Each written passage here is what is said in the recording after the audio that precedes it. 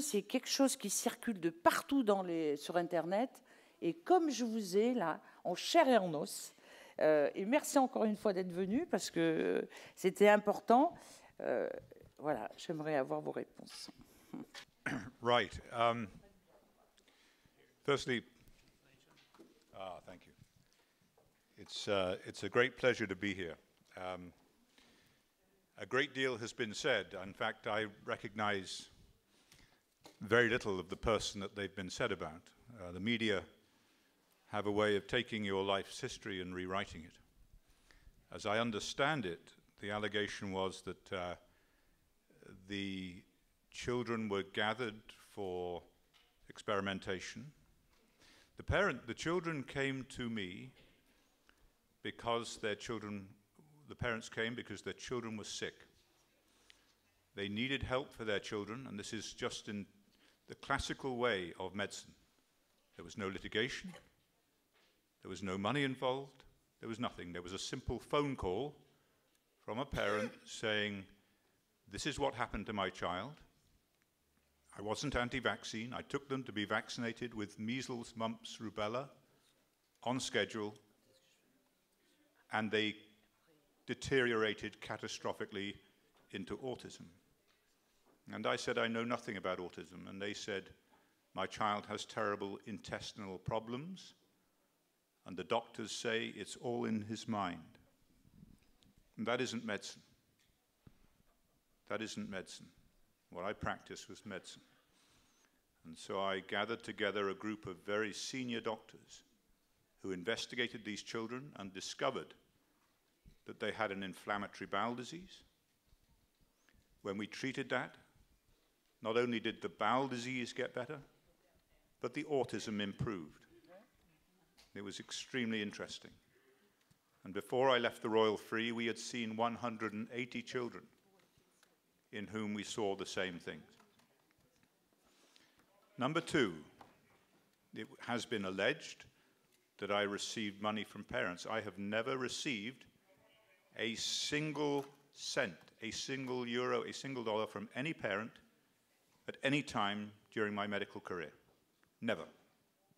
As you know, that's not the way the health service works in England, and I worked as an academic physician. I was paid by the university, and that's it.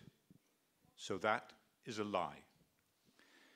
When the children were approached by a lawyer, I was asked, and this is after they had been seen at the Royal Free Hospital, I was asked if I would help as a medical expert in determining whether there was a legal case against the manufacturers of the vaccine.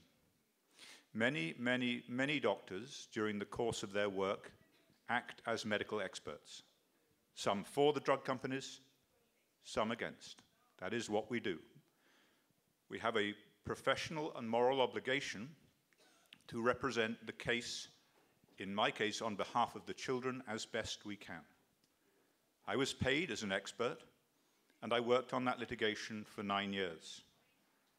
All of the money that I received was then donated to an initiative to create a new center for the investigation of children with inflammatory bowel disease at the Royal Free Hospital. I made nothing. In fact, I lost my career, I lost my job, I lost my income, I lost my country, and I lost my reputation. But I would do it all over again. I would do it all over again, because these children do not have a voice themselves. And it is our professional and our moral duty as doctors not to sell out to GlaxoSmithKline or Merck, not to be steamrolled by public health officials who believe that they know the right answer and ignore safety issues in vaccines. We have a moral obligation and a professional obligation to do our job properly, whatever the cost, whatever the price. And I would do it all over again.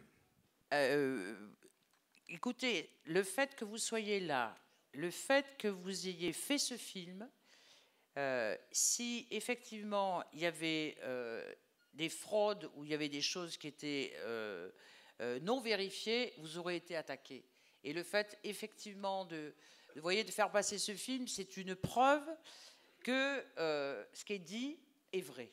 Parce que je les connais tellement, ils sont tellement forts, notamment les laboratoires pharmaceutiques, que vous aurez fait un plaisir de vous faire un procès sur le dos. Vous ne m'avez pas tout à fait répondu sur les conflits d'intérêts. Alors, sur les 400 000 euros, j'ai compris, mais sur ces 40 millions d'euros avec ce qui est dit là, sur ce que vous vouliez faire, essayez de répondre à ça parce que c'est important. Parce que moi, ça me donne des arguments par rapport à toutes les attaques que j'ai aussi subies. I know nothing about 40 million euros. Where did that? That's the first time I've ever heard that. So, if anyone can enlighten me, I'd be very grateful. I don't know. En fait, je pense que ça vient d'une attaque sur le fait que vous vouliez faire un produit pour aider les autistes d'un point de vue nutrition. Et vous avez été aussi attaqué, se disant, parce que vous vouliez faire aussi un vaccin. Alors ça, je ne vois pas comment, mais au moins sur le projet que vous aviez. Right. Okay. One of the concerns that we had is that, based upon our knowledge of the behavior of these viruses, measles in particular, they can persist in the body and cause chronic disease. And we had evidence from various laboratories that these children were infected and couldn't get rid of the virus, and it was causing continuing problems. So we wanted to develop a way of getting rid of the virus from these children because their immune systems were not working properly. And at the time, there was a substance called transfer factor, and it comes from mother's breast milk. It is a nutritional supplement, and it was reputed in good journals, such as the New England Journal of Medicine, to be able to protect against viral infection. The argument from Brian Deere and others was that I was trying to bring down the MMR so that I could launch my own vaccine onto the market and make a fortune. That's a wonderful story, but it's not true. Simply put, transfer factor from mother's breast milk does not induce antibodies. And it is thought that the way in which vaccines like MMR work is to induce antibodies that protect people from infection. Transfer factor doesn't do that. So it could never compete with MMR. It could never have been a competitor.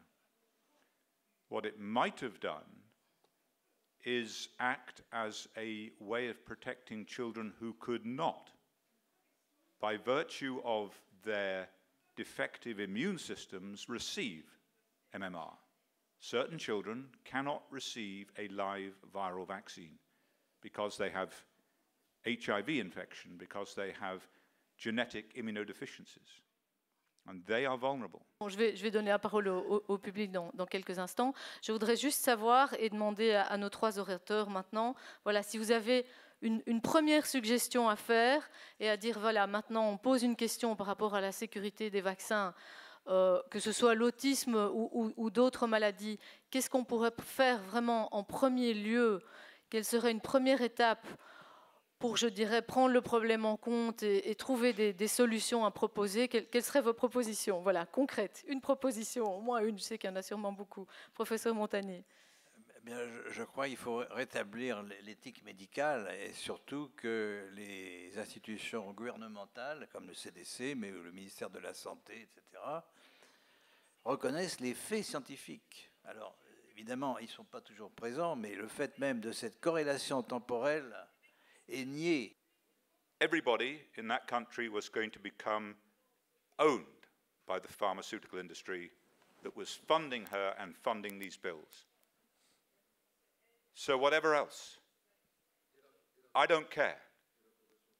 Because if by 2032 the United States of America has 1 in 2 children with autism and 80% of boys, you have no foreign policy. You have no economy, you have no standing army, you have no police force, you have nothing. You have autism or you care for someone with autism. And that is the end of the civilization. So nothing else matters. I fought this battle for 22 years, and now things are changing for the first time. I can tell you things are changing. And it came about as a grassroots change from parents who never gave up, parents like this lady here. So now you have something, you have a tool, and that's this film, which is not our opinion, us crazy, flat earth, unscientific anti-vaxxers.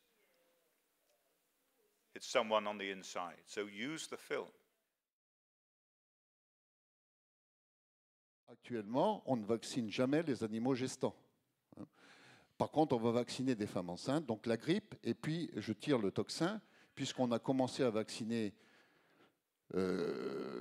pour protéger, pour que le fœtus, enfin le nouveau-né, puisse avoir des anticorps. On a commencé à vacciner avec le DT pertussis, qui n'existe pas en France, mais qui existe en Italie, qui existe aux États-Unis et en Afrique, et qui fait des ravages, puisqu'on a vu que la mortalité infantile, par exemple en Guinée, avait triplé avec ce vaccin DT pertussis, DT coq. Donc, que pensez-vous, professeur, de cette tendance à vouloir vacciner les femmes enceintes, en sachant que la loi précise bien aussi que pour toutes les maladies chroniques, qu'elles soient respiratoires, cardiaques, digestives, rénales, et c'est pour ça qu'on faisait un sucre-albumine jusqu'au milieu des années 90 avant vaccination, et pour les maladies endocrines telles que le diabète, les vaccins étaient prohibés, alors que ce sont des populations aujourd'hui qui sont prioritaires pour la vaccination anti-grippe. Voilà, c'était ma question. Merci. Si vous pouvez apporter vos lumières sur ce problème. Bien, je crois que c'est simplement d'appliquer la loi de 1952. C'est en fait, si vous voulez, les vaccins, on est en pleine irrationalité, n'est-ce pas? Les vaccins, c'est un mot magique, et toucher au vaccin, c'est tabou. Voilà, on résume un peu à la fois la réaction des médecins, des pédiatres, mais surtout des autorités sanitaires. Randy Wakefield, qui est vraiment remarquable.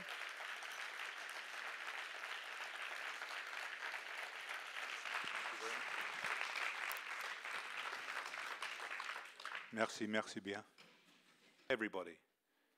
Everybody was going to be a commodity, a marketplace for the vaccine industry.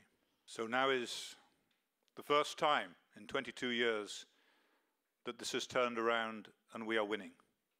And we will win, and we'll never walk away, and now is not the time to fear or to give up or to capitulate to the man behind the curtain, the pharmaceutical industry. People who make vaccines, they also have children.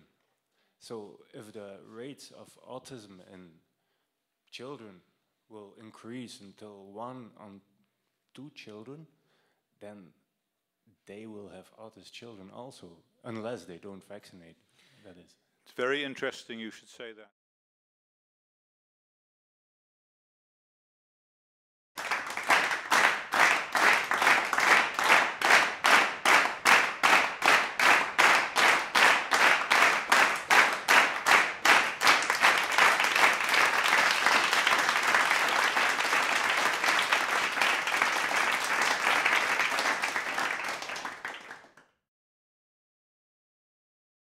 Good evening. We are just waiting for Senta, so we need translation. Maybe you want to say a few words. Je crois qu'Andy est quand même très content de venir ici ce soir à Paris. Can you maybe tell us why you're happy to be here in Paris tonight, you know, and what you have to say to the French public? Voilà, on va lui demander ce qu'il a à dire au public français tout d'abord. Certainly. Firstly, it is a great pleasure to be with you tonight, and thank you for coming. Donc voilà, très heureux d'être ici ce soir et vous remercie d'être là.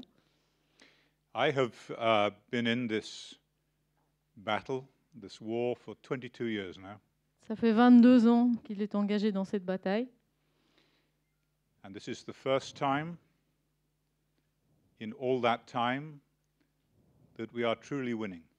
Et c'est la première fois, dans tout ce temps, qu'il y a des victoires qui sont marquées.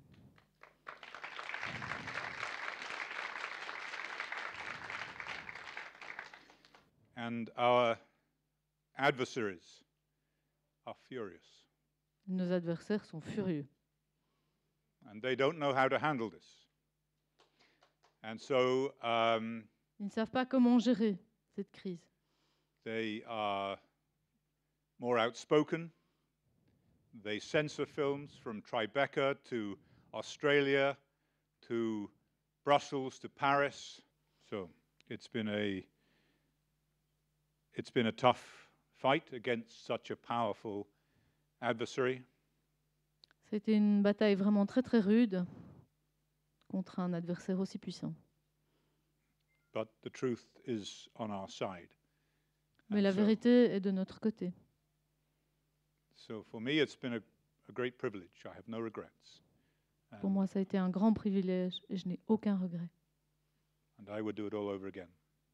Et si c'était à refaire, je recommencerais. Thank you.